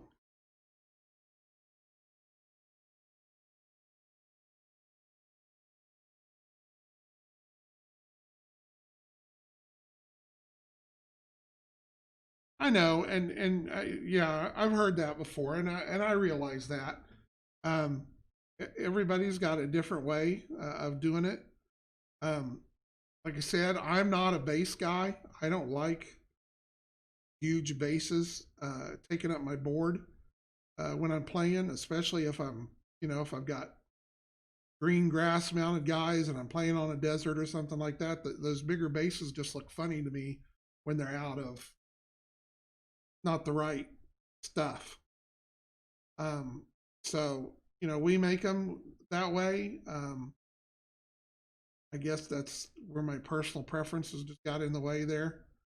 Um, we make sure that they fit. Uh, and they do hang over the side, and some people's okay with it, some people's not. So again, you're not hurting my feelings to do it the way you are happy with.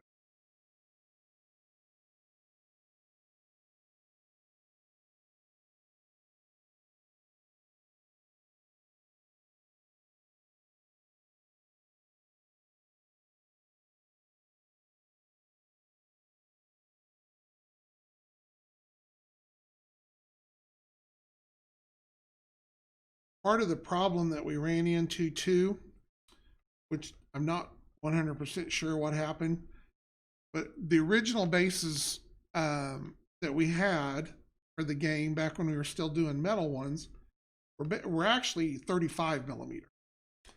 And so that's what a lot of my older stuff is mounted on these 35 millimeter metal bases. So when we started doing plastic and everything, for whatever reason, when they designed the new hex base for the plastic mold, they went with a 30 millimeter base. And once it was done and we had the mold, I was kind of stuck with what we had because they're just too expensive to go back and redo a mold. So that's that's what we've ended up with. We had to make do with what we got.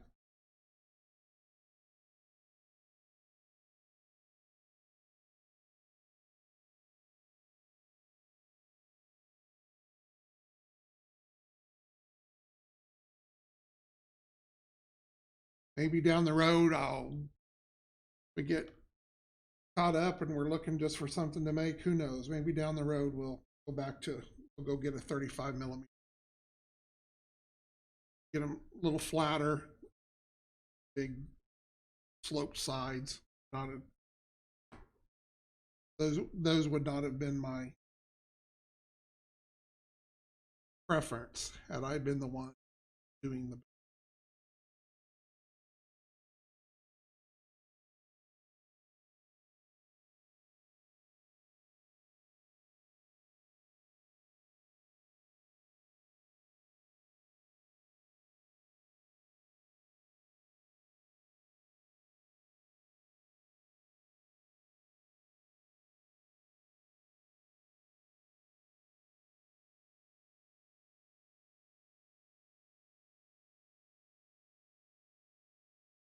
Okay, So we've got those done there. Go ahead and do a little washing so you can see how that goes with the stain.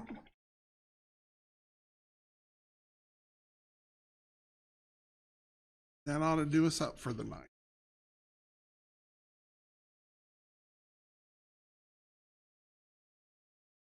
Well, and you know, if I was doing a base for, you know, a diorama or a display or something like that, obviously I would want a much bigger base. But like I said, for me, for gaming, I just have never been a big base guy. I think we all, if we played all on the same surface all the time, you know, and could match everything up, I would probably be, or I could probably be a little better with the larger bases. You know, mess on my, there was water. Okay, so you may have heard me talking the last couple of weeks, 3 weeks, about discovering stain. I've been looking for something to, you know, when I'm doing a lot of terrain washes and stuff, I hate mixing up stuff, and stuff's so expensive. Try to buy a hobby-based stain or something. So what I end up doing, these are water-based. They're Minwax. You can go. This is a clear tint base. You can go get them, mix it up. There's 150 colors they do. This is American walnut. So this was kind of a darker brown with a little more black to it. Put it up here. Idea to see it. Now, this stuff here is concentrated. So if you use this straight out of the can, it's almost more of a paint. It will absolutely stain whatever you're painting that color. So you want to make sure that you dilute it out. I'm still kind of working with the percentages, so I don't have a 100% way to tell you. It is messy. I'm sure you have room there. But I want to say, you know, at least probably 50-50 or maybe 33-60. But you can see here, you know, if you take this straight out of the can, and if you paint anything that's got any absorption to it, I mean, it's just like painting. So you want to make sure, you know, that you kind of,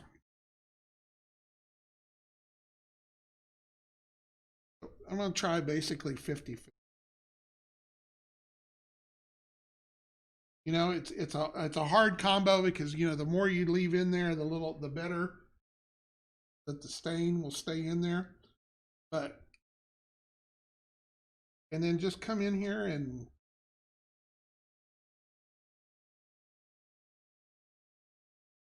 push it in here.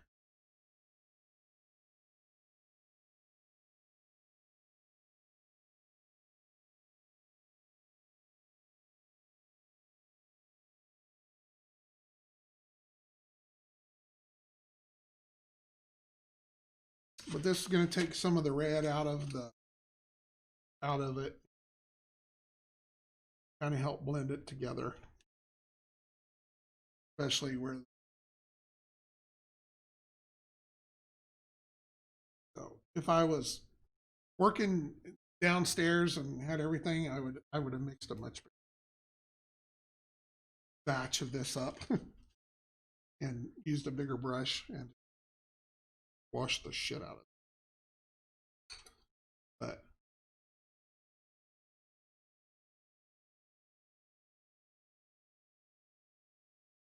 all to go down. This is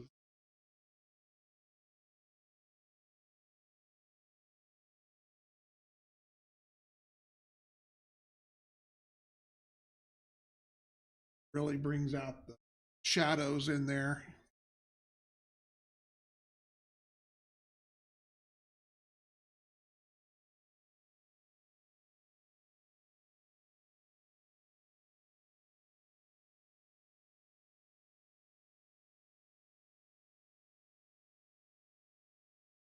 center here.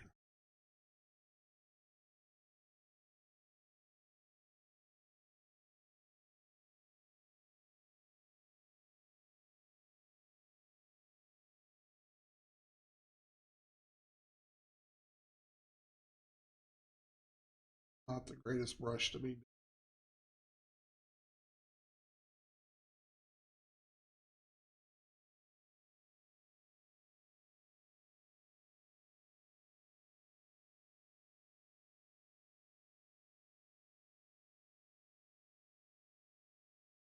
The nice thing about it being a stain too is it dries.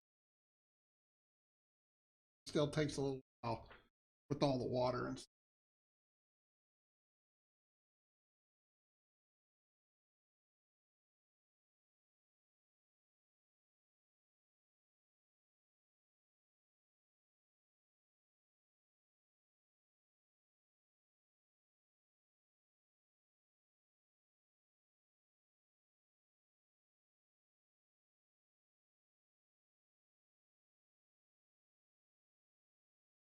But for my base, I just there you can get I think it's Krylon. They do like a camo set of paint. There's kind of a black and a green and a maroon color, and then this tan color. And I use that for all my desert stuff. For my first base, seal it up or whatever, I just spray it with that. Um, it's plastic. They say you can spray plastic with it. I spray styrofoam with it, and it looks fine. It doesn't eat it up. Problem with I try to be light with it, just enough to cover it up. But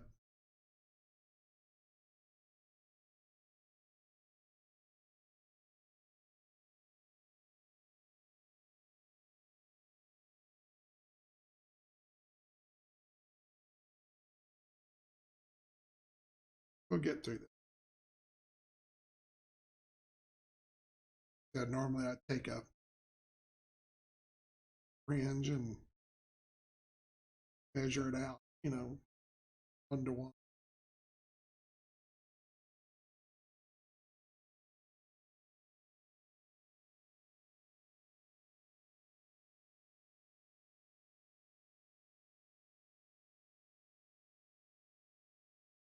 But it soaks down in there, and and it just, I don't know. I think it really looks cool. Then I go back in and dry brush my medium on it, and then my light color on that after that sets up, and voila, desert version of.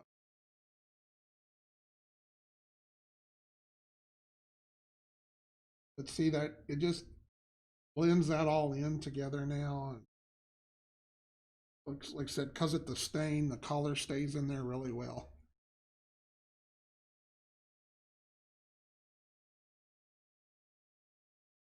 I like that. And then now for these pieces here, of course, I don't, like I said, I've already kind of done all that, so I don't want to get too crazy with that.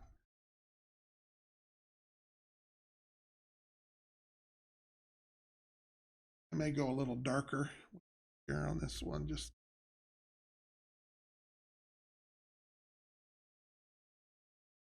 Oh God, if I could get back into doing D&D terrain, there's so much. I want to build a castle and a village, and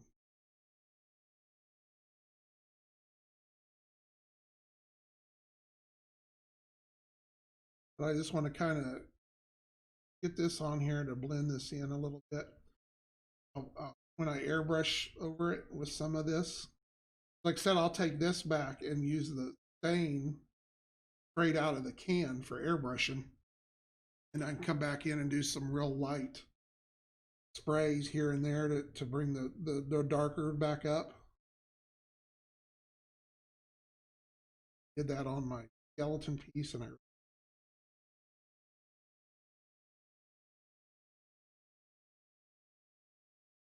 this takes some of that red off there and brings it back into looking like the rest of it.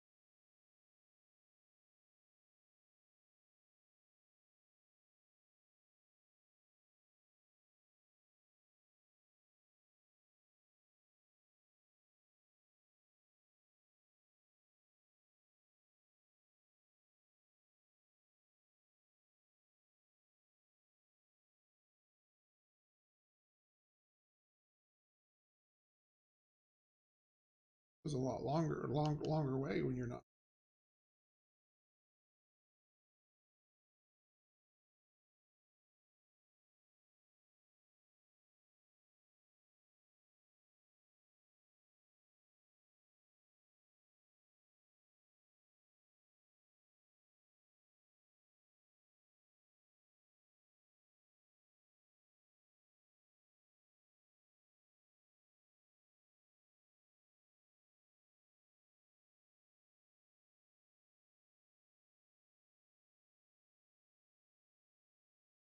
Be happy.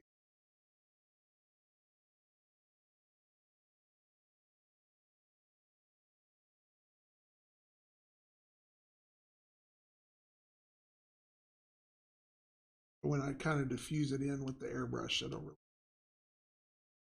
I'll let this dry, and then I'm gonna go back with my medium and my light on top of that to kind of tie this. But again, like I said, if you go straight with this stuff, be careful. It will go dark on quick. I think it's easier to go kind of go light with it, and if you need, while it's wet, come back with the straight, kind of dab it in out a little bit more. The water that's already there help.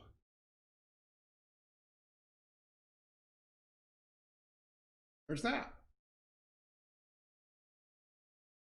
Well, I love it. I've got 5 or 6 colors of it now. I got some black, I got some gray, some more reddy color, kind of a medium and a lighter brown. But so far, everything I've done with it, I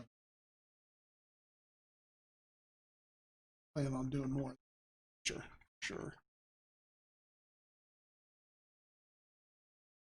Okay, so that'll all dry, and then we'll have to go back and dry brush some of that. Going back and checking our infantry before we're done for the night.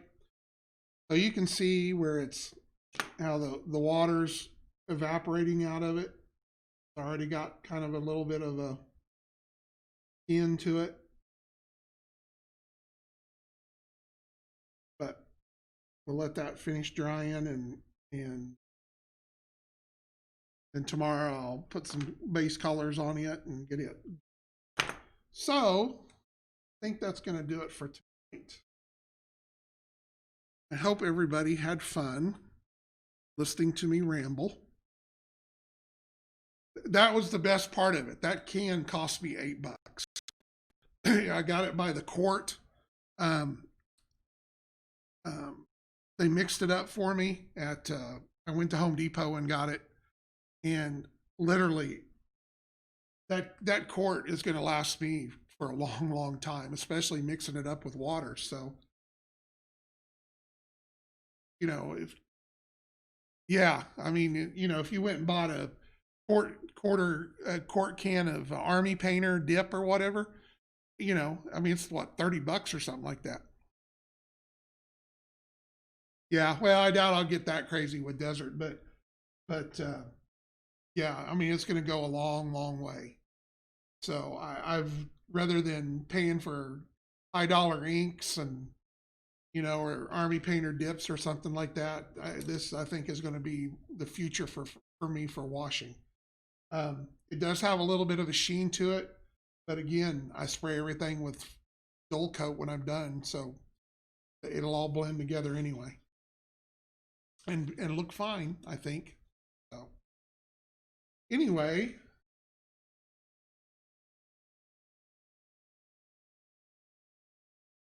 yeah, well, like I said, I spray everything with Krylon matte, so when it's done, and it works perfect for me.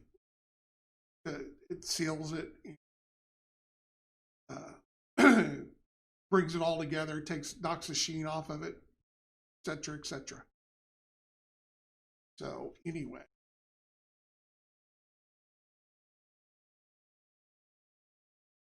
Well, boys and girls, I believe we have come to our stopping point tonight.